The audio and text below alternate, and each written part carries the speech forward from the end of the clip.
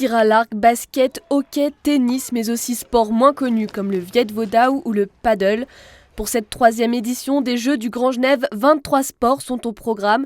Côté sportif, plus de 2500 jeunes de 10 à 18 ans et venant des deux côtés de la frontière sont en lice. Et ils seront soutenus par leurs idoles. Lucas Strammer, champion du monde d'aviron, en fait partie. Les gens à qui on aspire, qu'on regarde avec admiration, je pense que ça aide énormément pour atteindre ses objectifs. Et puis si je peux vraiment prendre cette place-là pour des jeunes qui commencent l'aviron maintenant, qui ont 13-14 ans, et pouvoir vraiment être un exemple à suivre, je pense que voilà, je le fais très très volontiers. Et puis je sais qu'à mon âge aussi, je regardais les meilleurs athlètes suisses avec beaucoup d'admiration, et puis ça me donnait beaucoup de motivation pour travailler dur tous les jours à l'entraînement.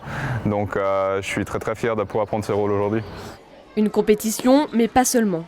J'ai eu beaucoup de plaisir lors des 2 premières éditions de voir des judokas découvrir la natation, des judokas découvrir le tir à l'arc.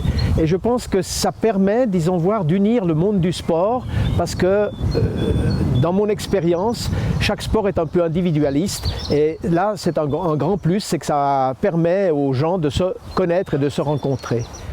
Des valeurs qui n'ont pas de frontières, les autorités politiques entendent bien passer par le sport pour approfondir ce Grand Genève.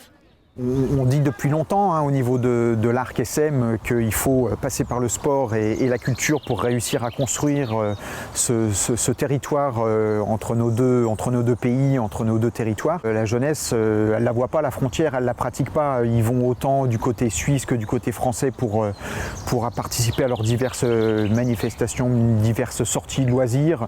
D'autant que la construction du Grand Genève pourra avoir des bénéfices également sportifs sur le territoire.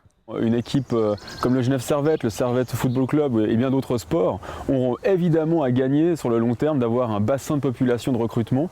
Et ces Jeux de Genève sont la parfaite image de ces débuts de relations qui ne sont pas faciles, toujours évidents à tisser, mais qui ont une certaine valeur à plus long terme ou à moyen terme dans tous les investissements qu'on pourrait faire à l'avenir.